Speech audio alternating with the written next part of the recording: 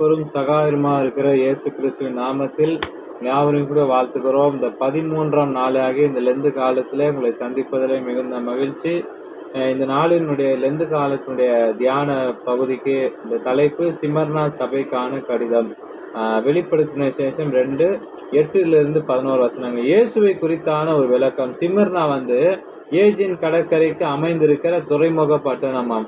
இது எபேசு சபையினுடைய வடக்கு பகுதியிலே 40 மைல் தொலைவில் தான் இது அமைந்திருக்கிறது. முதல் நூற்றாண்டு இறுதியில தான் இந்த பட்டணம் பெரிதும் பணக்கார பட்டணமா இருந்ததாம். 1,00,000 மக்கள் தொகையா இந்த சிமர்னா இருந்தது. தற்போது இந்த பட்டணத்துல 2,00,000க்கும் மேலா இருக்காங்க. சிமர்னா என்றால் என்ன தெரியுமா? அந்த வார்த்தை கசப்பு என்று பொருள். இயேசு கிறிஸ்து மரணத்தை ருசி பார்த்து உயிரோடு எழுந்தவென குறிப்பிடுகிறார். தாம் நித்தியமான என்பதை இங்கு குறிப்பிட்டு சொல்கிறார். எபிரே பதகத்தை மோர் என்றும் கிரேக்க வார்த்தையில் மொழியாக்கம் செய்தால் வெறுத்து என்று வெள்ளை போலம் என்று பொருள்படும். இது மரித்தவர்களின் உடம்பில் பூசுகின்ற வாசனை பொருளாகவும் யோவான் 19:39 வாசிக்கிறோம். இந்த பொருளை கையில் வைத்து தேய்த்தால் அது நறுமணம் வீசுமாம்.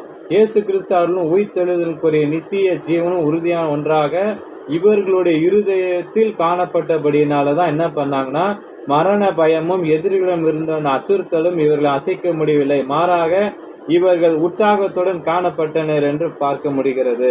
அதே தொடர்ந்து பார்த்தீங்கன்னா, இந்த சிமர்னா சபையில் இருந்த போலிகாப் என்ற மூப்பர் இரத்த சாட்சியா கிபி 168 மரித்த போது இவரை கட்டி அக்கினியில் போட்டு கொள்ளும்படி அதற்காக ஒரு ஓய்வு நாளில் விறகுகளை சேகரித்தவர்கள் யூதர்கள். ஆனால் தேவன் இவர்களை இந்த வசனத்தின் சாத்தானுடைய கூட்டத்தார் என கூறினாங்க.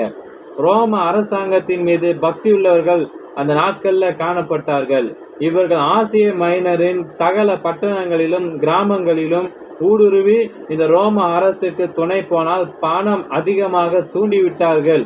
இந்த சமுதாய அந்தஸ்து பெறலாம் எனவும் மூளை செலவை செய்து வந்தார்கள் என்று பார்க்கிறோம். இந்த சபையில் உள்ளவர்களை தேவன் கடிந்து கொள்ளவில்லை. காரணம், அவர்கள் எல்லா விதத்திலேயும் பரிசுத்தம் உள்ளவர்களாய் காணப்பட்டார். பல சோதனைகள் உண்மையுள்ளவர்களாய் இருந்தார்கள். சிமிர்னா பட்டணவாசிகள் ரோம பேரரசுகளுக்கு கீழ்ப்படிந்து உண்மையுள்ளவர்களாக காணப்பட்டதால் நன்மதிப்பு பெற்றார்கள். ஜீவக்கிரீடு என்பது நித்திய ஜீவனின் பரிபூரணத்தை குறிப்பிடுவதாகும். நித்திய ஜீவன் பிரதிபலனாக கொடுக்கப்படும் என்பது இருக்கலாம்.